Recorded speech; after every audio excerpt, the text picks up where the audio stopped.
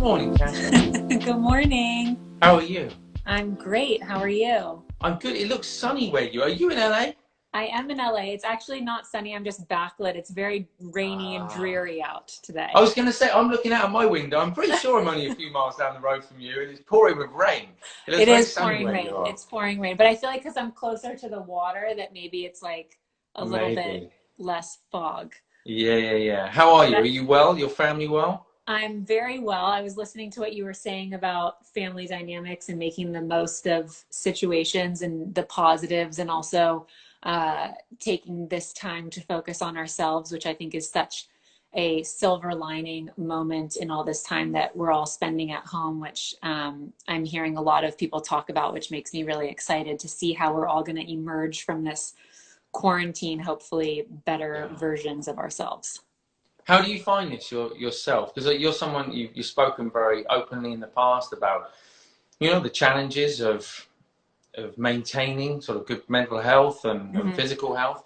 How are you finding the whole situation of being locked down? Yeah, I think like for me, the most key thing that I've done since being in quarantine, which my mom, who loves you and Headspace, She's is amazing. has told me and my siblings, is just to keep routine. I'm a Yeah. big routine person already. I'm very, like I like to plan my days. So in the very beginning of this, that kind of threw me for a little bit, but Yeah. I get up every morning and I try to still have get up at 6:30 or 7 to work out and be active Yeah. and do my meditation and just ease into the morning, and then really just scheduling my days just like I would if I were going to the office or if I were going into meetings, just trying to keep myself busy. And even on the weekends, I try to, have, this is when I'm doing laundry, this is when I'm Okay. vacuuming, just to keep some structure in the day. Because I find I can talk to a lot of my friends who are struggling for sure being alone in quarantine, which I think is very challenging. Yeah. And I was talking to one of my friends who's alone in quarantine, and even having a schedule of, a once a week or twice a week standing phone call or FaceTime call with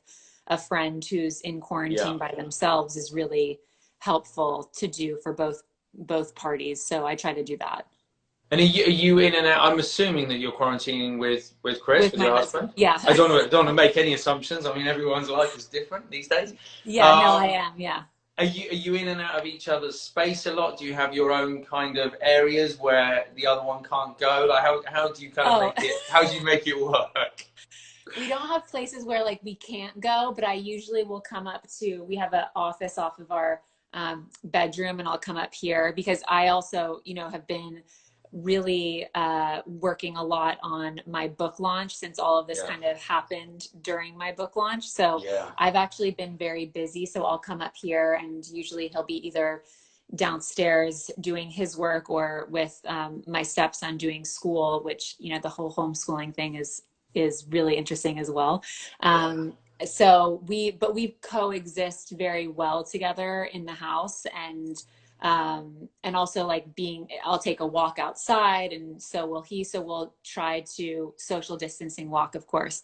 Yeah. But yesterday I went on a social distancing walk with my mom and my brother. So just, trying to have some, that's the biggest thing for me, is not seeing my family every day because I'm Yeah. very close to my family.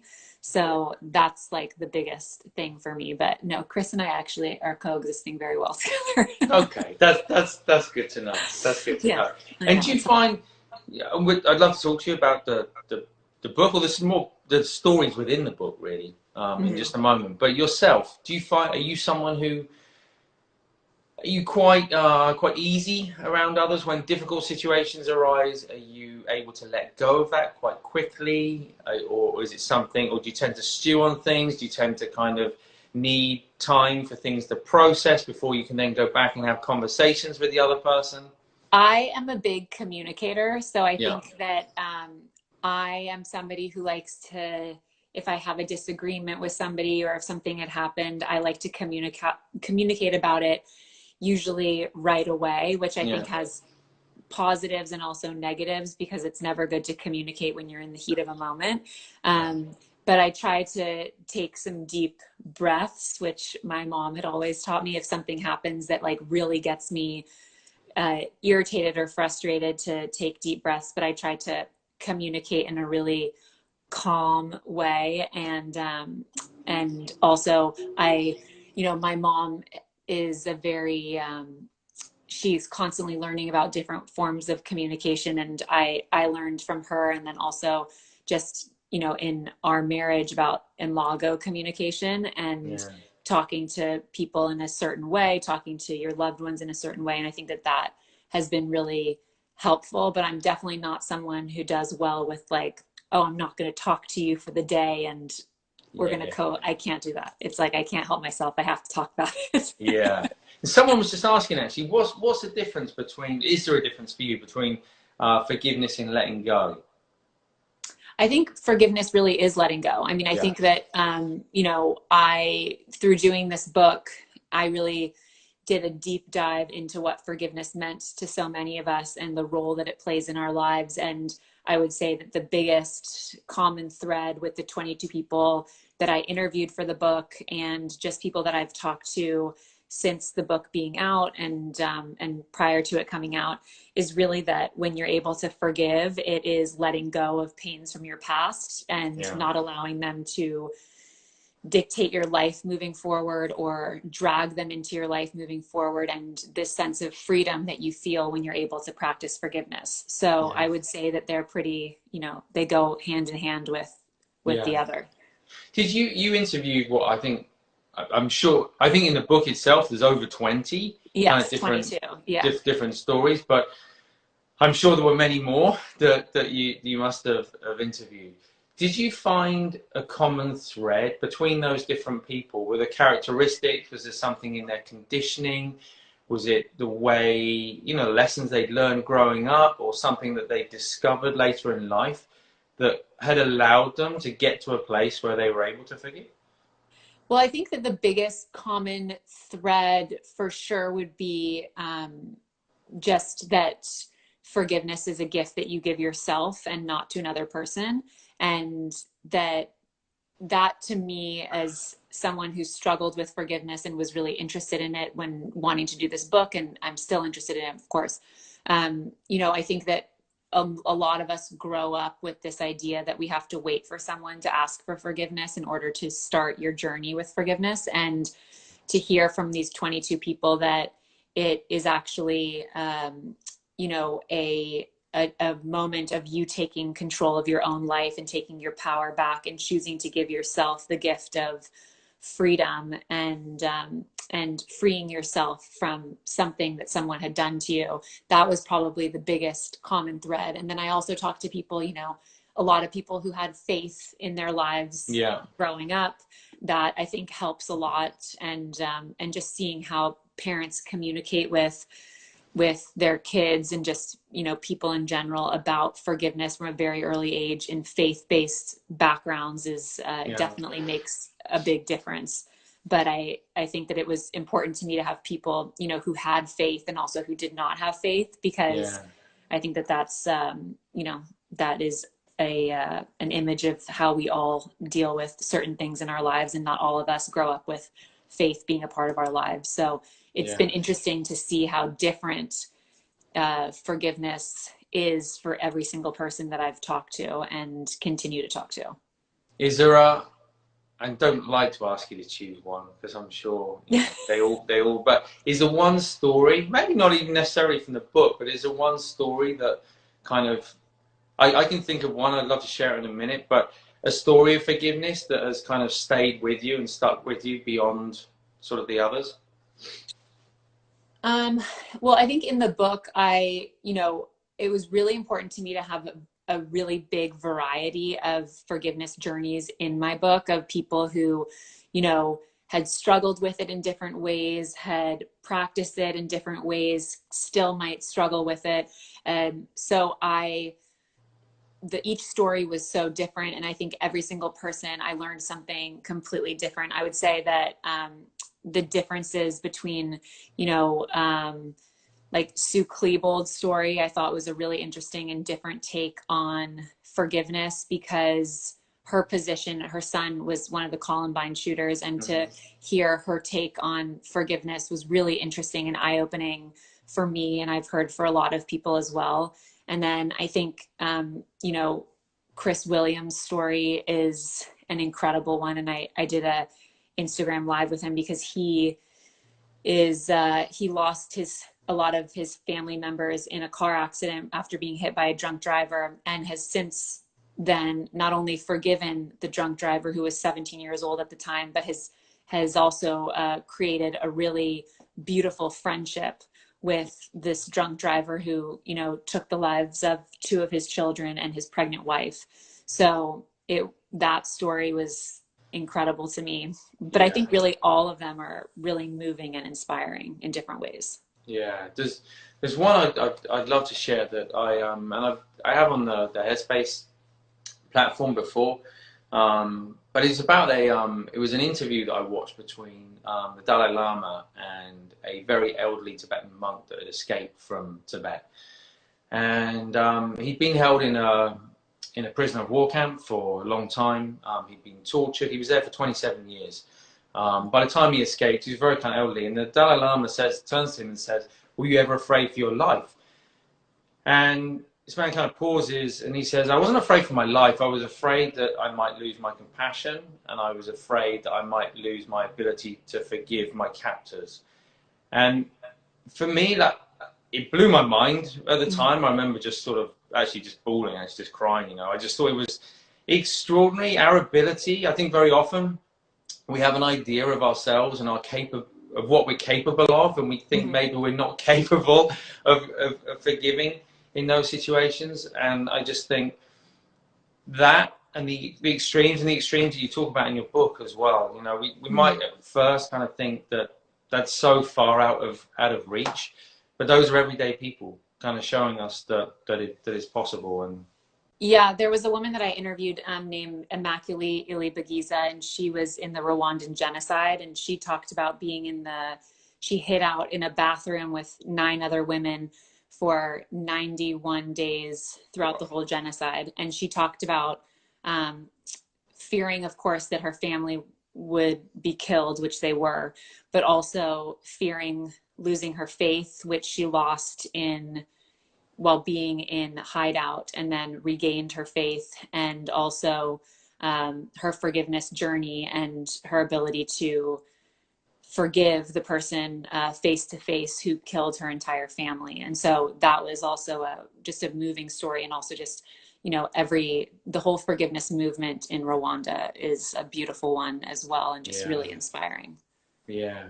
Coming back a little closer to home, what's your when I look around at the moment, obviously a huge amount of suffering, lots of different places in the world, but also some real stories of kind of inspiration as well, and people Mm-hmm. doing amazing things. Um, Obviously healthcare professionals, but beyond that as well, just within communities. Is there anything in particular that you've either been involved in or that you've heard about that's moved you, inspired you, and that gives you a sense of hope in a difficult time? I think really whenever I see, you know, these videos of people in the healthcare profession going to work, they have families at home, sacrificing, you know, all of that to go and take care of people who are sick at the hospital, who might, you know, think that they have coronavirus, be dying because of the virus. I think that to me has been really moving and beautiful to see. And then also just on a smaller local level, to see the people in our community in Los Angeles really make a huge point to reach out to people that they know have small businesses or local Yeah, businesses and find ways to help each other.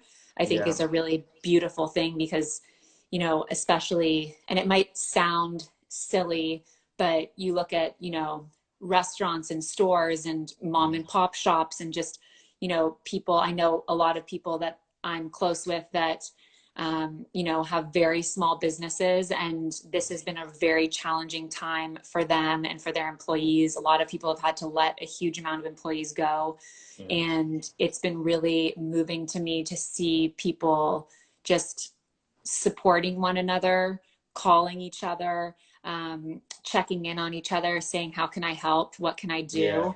And that to me with small businesses, and it just on a smaller local level has been really amazing. I constantly am in awe of everyone in the healthcare world, of course. And then I think the latest thing that I've been most moved by, just being a Californian, is just seeing our governor do such an incredible job with our state to show up and to take care of not only Californians, but also other states that are in need. That Yeah. really, I think this week, most importantly, really moved me, because I know that being governor in a crisis is very challenging from when my dad was governor, and Yeah. this crisis is very insane.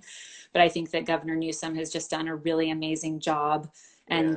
and you know, helping other people, because it's really showing that this isn't just about, you know, California being in charge of California. It's about California also saying, how can we help other states in need and other Yeah. people in need? And so that this week, I think, has been really moving and inspiring for me.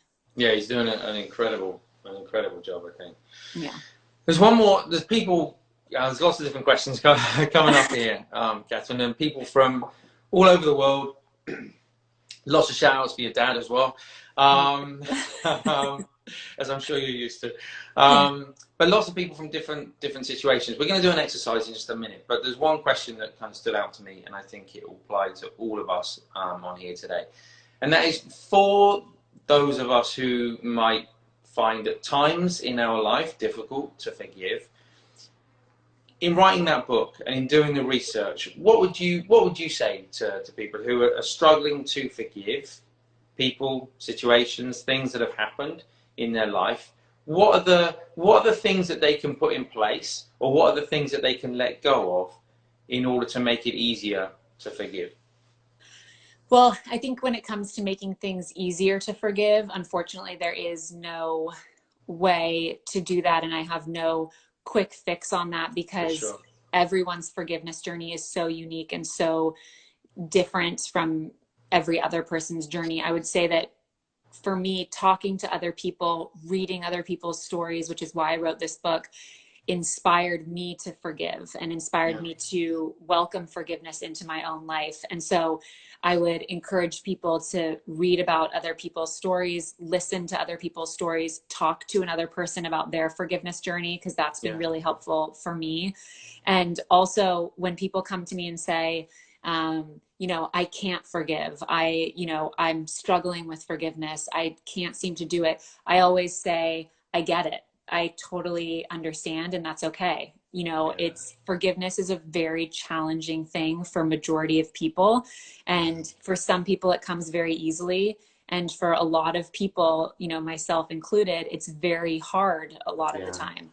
And so I think just telling people that that's okay to struggle with Yeah. it and to feel like you can't do it. And then I would also say to them to read about other people's stories, because it might trigger something in you to say, oh, I can do it. Yeah. I'm inspired by this person.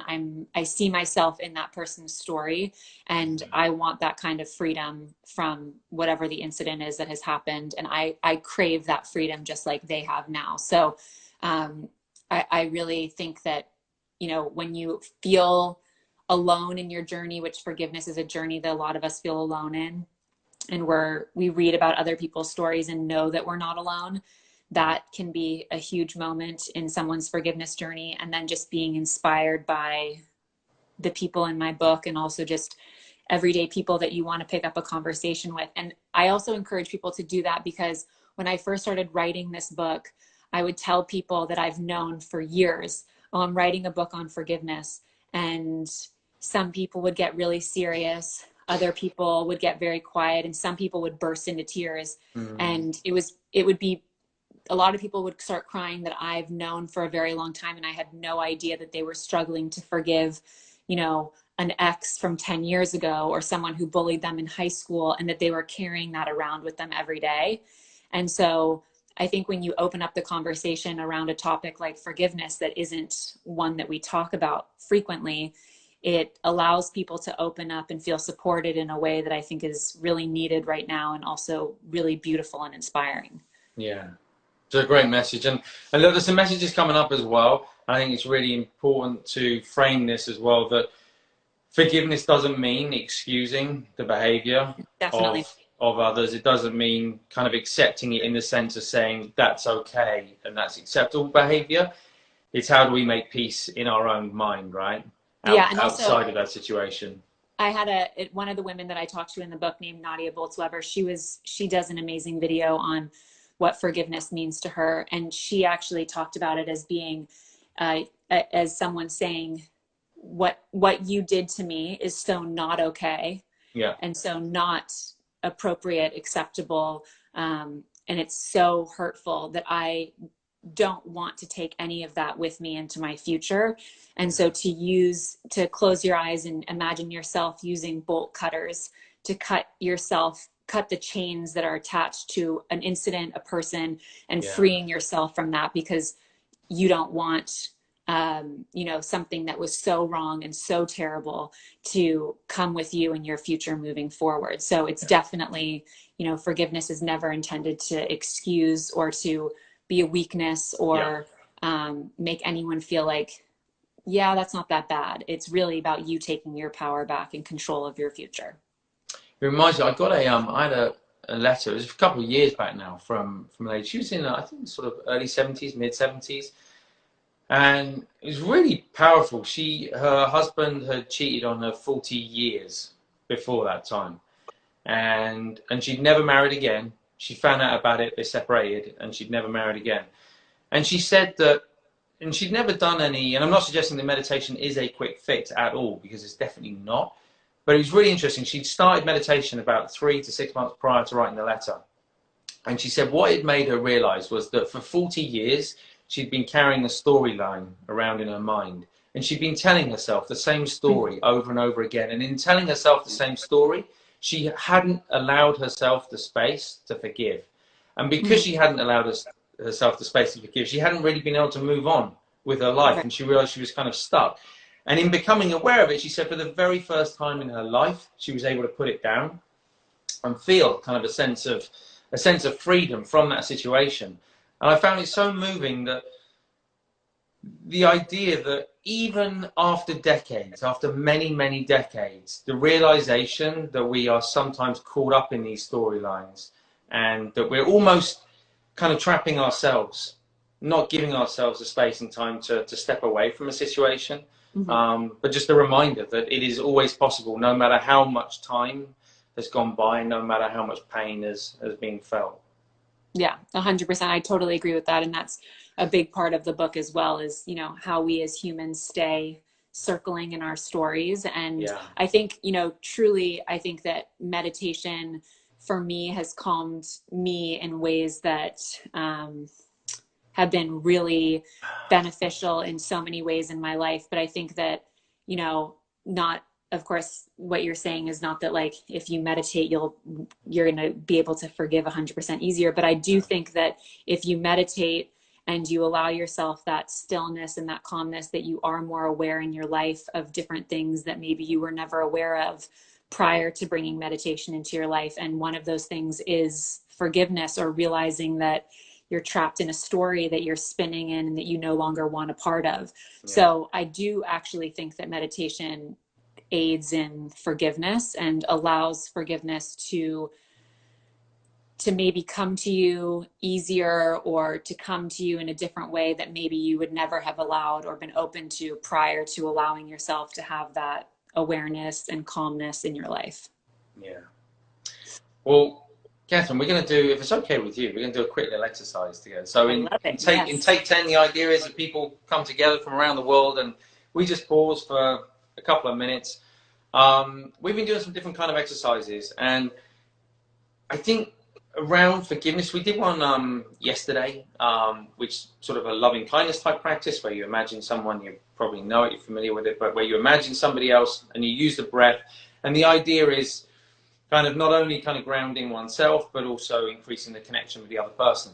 And there was a technique that was taught to me in the monastery, which I don't know if it's going to be possible to both introduce this as an idea and practice it in the space of 2 minutes, but we might try. It's called Tom Lane at Headspace, we call it skillful compassion. And the idea is we We take a person who we've had a challenging relationship with in some way or another. So often there is kind of room for forgiveness with that person. We picture them and we imagine, still focusing on the breath, that with every in-breath, we take away any discomfort that that person might be feeling. And with every out-breath, we imagine them looking increasingly happy. So it's almost like we're sharing our happiness with them and we're intentionally taking away any discomfort from them. It's not that we're actually taking on the discomfort. It's not a physiological thing. So some people worry about, yeah, but if I take away, you know, their stuff, you know, what's going to happen? It's not like that. It's more just the idea in the mind of, if we hold a sense of resentment towards another person, then that's in our mind, you know, and we're suffering ourselves because of that. So can we get to a place intentionally through an exercise where we start to work with that flow, where we start to let go of some of the resentment and where we start to genuinely wish that other person kind of well? Again, it's not to excuse what they've said, it's not to excuse what they've done, it's but how can we free our own mind. So that's the idea of the technique, and I thought it might be a good one for today. I love it. Okay, amazing. You're welcome to stay on the camera. You're welcome to move elsewhere in the room. You can lie down, sit down, whatever's most comfortable for you, Katherine, and for the rest of you, the rest of you tuning in. Yeah, as always, you can sit down, lie down. Either way, we're going to start in the usual way. So eyes open, a nice soft focus, and just taking in the space around you in the room. So it just settles the mind and it provides a nice soft focus and a reminder for the mind not to focus too hard, to keep that relaxed element. So just staying with that soft focus, just taking a big deep breath, breathing in through the nose. And as you breathe out through the mouth, you can just gently close the eyes if you find it more comfortable. So just take a moment, as always, before we do anything else, just to pause, to notice the feeling, what it's like to stop, not to be distracted in any way.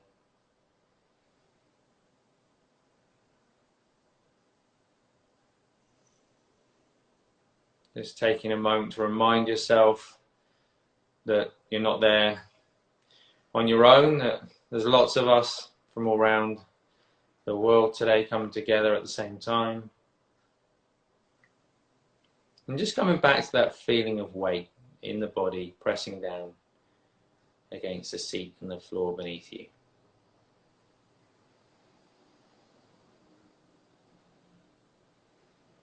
So as you check in with the body, just starting to notice that movement of breath. So the rising and falling sensation. As always, don't need to breathe in any special way. Just staying with the natural rhythm of the breath. And at the same time, I'd like you to bring to mind a person who, as I say, you may have had some difficulty with, some challenges with. It may be current, it may be past. But picture them sitting somewhere comfortable, relaxing. Just for a moment, putting down any of the storyline around it.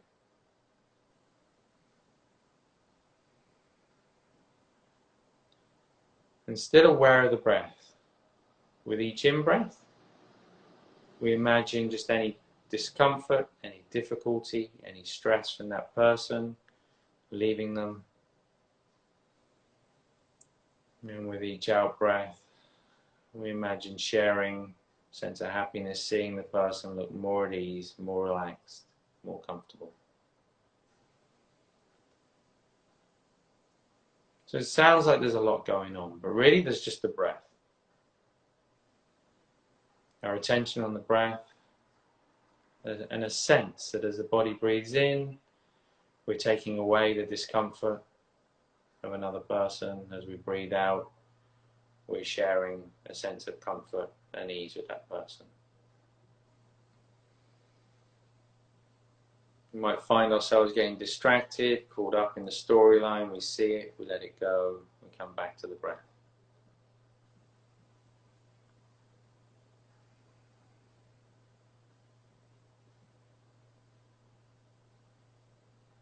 and seeing that other person looking comfortable, happy, at ease. We just let go of that image. Bring our attention back to the breath, back to the body.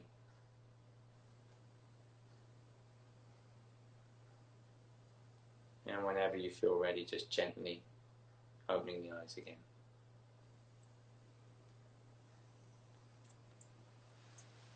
So, super short meditation. I know for those of you who want longer, remember you can go onto the app. There's a Weathering the Storm. It's free for you to use. And also some people say with that exercise, either that they got too caught up in thinking about the other person, or it was quite sort of difficult. Feels like there's a lot going on. It took me about 6 months to really kind of get comfortable with that. But I can tell you, out of many, many years, a few decades of learning meditation, it is without question the most useful and the most profound exercise I ever learned. And I still use it. I find it, as I say, incredibly helpful. So it's worth taking the time. You'll find it. I think it's in the relationship course in Headspace. So feel free to go there and check that out. Katherine, thank you so much for sharing your time today. Thank you so much. I love it. Love Headspace app. Everybody use it. It's the best, especially in this time. I'm hearing so many people who are using it for the first time. So I think your voice is so soothing. I feel like I'm relaxed again. No. So it's amazing. Thanks, Katherine. And I know we were due to catch up anyway. We'll do that. Okay, we'll good. do that. We'll do it when this whole thing has calmed down. Okay. And in the meantime, please give my love to your mum as well. Say hi. I will. She'll love that. I will. All right. Thanks. Bye. Thanks again. You. Thanks, guys. Have a good day, and I'll see you back here for Take 10 tomorrow.